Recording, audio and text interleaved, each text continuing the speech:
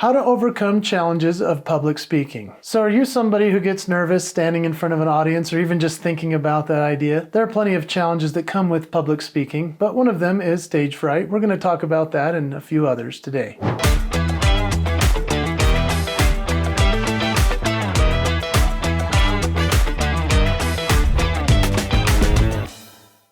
Let me just tell you this. What if I told you that most speakers start out exactly where you are? They have to overcome many challenges, including stage fright, and so I have some techniques as to how to get through that. We're also going to talk about message clarity, audience engagement, and we're going to talk about some things that are going to help the new and the seasoned speakers. I've been speaking now for almost 25 years for my profession. It's been a wonderful thing, and I've been through pretty much everything, and so I'm excited to teach you how I get through some of the challenges of public speaking. Let's dive in.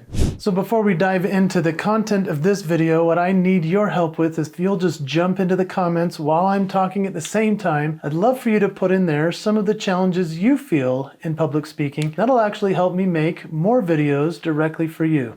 Okay, so let's talk about stage fright and that challenge that so many speakers face. Have you ever been backstage and you start to feel a little bit jittery? You start to feel clammy in your hands and your mouth dries up. You're feeling those nerves. Oh yeah, that's a real thing. Everybody feels it, and everybody pretty much always will. There's plenty of things you can do, like jump around or pace back and forth. A lot of the time it's just going through your notes and making sure everything is cool. One of the things I do like to coach most speakers on, because I do get to coach many of the great speakers that you've probably heard of, is I like to tell them to turn off their phone. Don't look at your notifications. Don't check your emails. Don't look at social media. Focus in. Find your chi. You're going to a place where you're going to be excited about it, but also a place where you're going to get rid of those nerves. I would say start to breathe. Start to drink some water. Do something of stretching, maybe some yoga. Even if you're in a nice suit or a beautiful dress, it's okay to move your body a little bit. And I actually like the idea of jumping up and down. I've done that in order to get rid of my nerves. One of the things that a lot of people are worried about is either that they're not prepared or that they're so concerned about what everyone's going to think. The real truth of the matter is that stage fright comes mostly when we aren't prepared or when we're worried about everyone's going to think. So what we have to do instead is think about how we can serve that audience instead of being worried about what they think about us. When we think about serving them, it changes our perspective and our mindset. There's another thing that you can do that's so cool that Olympians do, and this is a practice that we've heard about for years. You see, Olympians only get one try at it. Yeah, in general, one try. They've been working on this for their whole lives, have to wait every 4 years to give it one shot. That's a pretty nerve-wracking situation. What have Olympians been trained to do? In their mind, they change the nerves and the stage fright into excitement. Excitement for the moment, excitement for all they've prepared, excitement for knowing that they just have to do what they've naturally been working on, and now it's time to have fun. That's the best way to get through stage fright.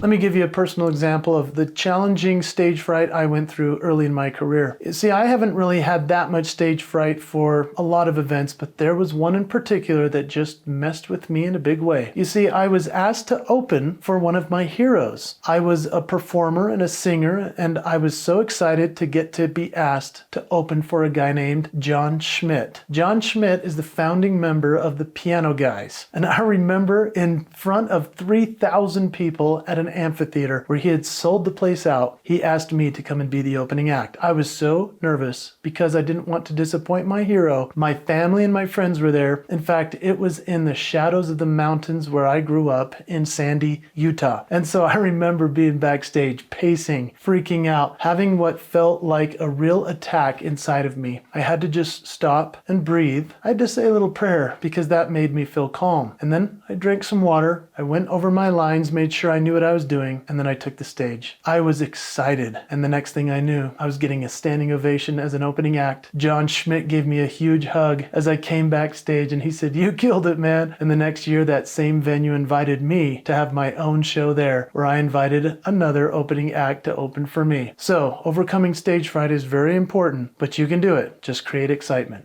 Let's talk about message clarity. This is one of the greatest challenges that most presenters and speakers have. There's a real struggle in crafting a clear message. I mean, trust me, I've been there. I remember at the beginning of my career, I would talk about talents and gifts and strengths, and I didn't know how to create a message of clarity around it. Eventually, I was able, with the help of some coaches and mentors, we came up with signature moves. Signature moves is something I talk about and teach now, and I have been doing so for over 2 decades. Eventually, my message has morphed into what I call the promise, or your leadership promise. And so it's continually being refined. But having message clarity is such a challenge. And so committing to working on that, hiring the right coaches and the mentors that you need to have in your life, that will change everything for you in terms of overcoming some of the greatest challenges of speaking. A real great example of this is a guy named Simon Sinek. You've probably heard about his start with why. He didn't start with that, however. He went through many iterations through the years, and now he's one of the greatest speakers we've ever heard. I would recommend you look up Simon Sinek. What he created with his message clarity was prominent in a TED Talk. He talked about start with why and the golden circle. If you've ever not seen this talk, you need to go look it up. It is so awesome. But watch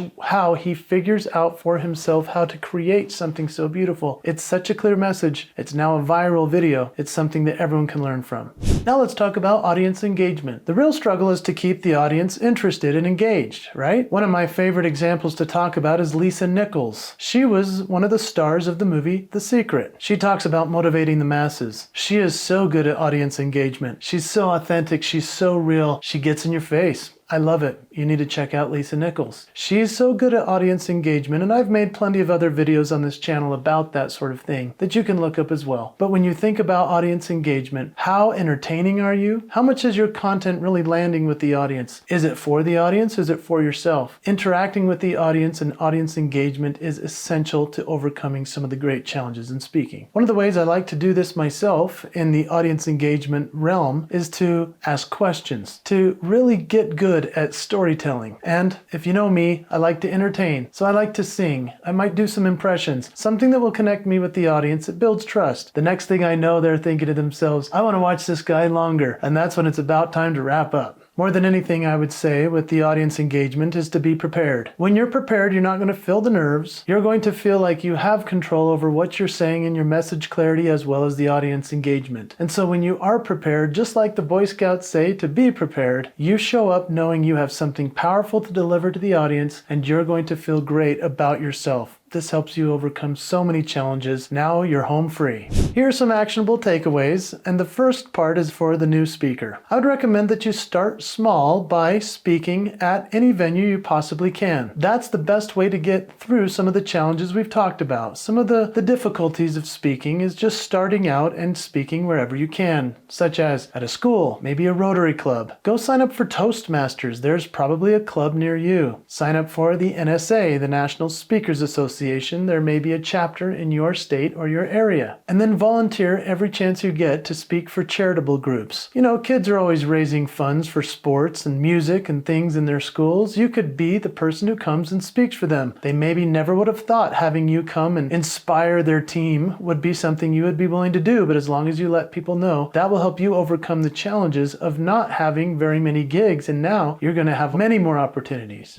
Next, I would recommend you record yourself. That's a real great thing because you get to just throw on your phone and all of a sudden you start talking or talking to your webcam and go live on social media. I dare you to try it. It's something that will be so helpful in the progress of your career. This is probably the quickest way that you can calm your nerves is to just turn on the camera and to get through it. When you're done, you can stop and go, oh, okay, how did that go? And if you're brave enough to go watch it back, I'd recommend you wait a little bit, maybe wait a day, because you don't want to be too critical of yourself that you're never going to do it again. But it's important to watch back your work so that you can improve upon it the next time. I would also recommend that you seek mentorship. Coaching and mentoring is one of the most important things you could do to overcome as many challenges as possible. In fact, I coach and mentor a lot of speakers. I got a call from one of my mentees yesterday who asked me, how is the speaker life so difficult? difficult and how can I navigate it? It was nice to be able to share that it's really not that difficult. It's just like running a business and you're going to be great at it, and to be able to calm the nerves of that wonderful mentee. I also have people for me that are my mentors and coaches that I can call and ask how I can overcome some of the challenges. And so it's a give and take. There's a circle of life. Mentors, coaching, there's many opportunities to work with people that are great. So for the seasoned speaker, let's say you're no longer the newbie, you're now seasoned and doing it well. I would recommend to overcome some of the greatest challenges in speaking is first, you need to up your storytelling game. Get better at storytelling. There are people that can coach you on this. Kelly Swanson is one. Ty Bennett is another. These are some of my dear friends, and these are great coaches who also do storytelling. One of the best that I've worked with is a guy named Lou Heckler. Lou Heckler, I've talked about him in many videos. What a great mentor, helping me so much crafting my stories. You could also do an audience assessment. You always want to tailor your speech to the audience. So you want to set up a call with the client prior. You want to do all you can to customize every single speech. Do not fall into the rut of giving the same speech over and over again, or else eventually you will become irrelevant. And then of course there's continuous learning. Never stop pushing yourself, never stop working towards getting better as a speaker. One of the best ways that I know to tell you how to do this is to join NSA. When you join the National Speakers Association, you'll see other great speakers who are doing it at a high level and are amazing. You'll also see speakers who are struggling to get launched. It's helpful to see the entire spectrum so that you can see where you fall and how your signature moves matter. I'm so passionate about helping everybody that wants to be a great speaker, and especially to overcome those great challenges. I do hope that you put in the comments what some of the challenges are that you've faced as a speaker. I'd also love to encourage you, if you would, to reach out to me for personal mentoring and coaching if that's something you're serious about. I'm serious about it, and I love to do that with the people that are really gung-ho and going for it. So I'm going to give you my email address, jason@jasonhewlett.com. I'd ask for serious inquiries only. Put in the subject line, mentoring. So reach out to me and I can show you how to overcome the challenges of public speaking.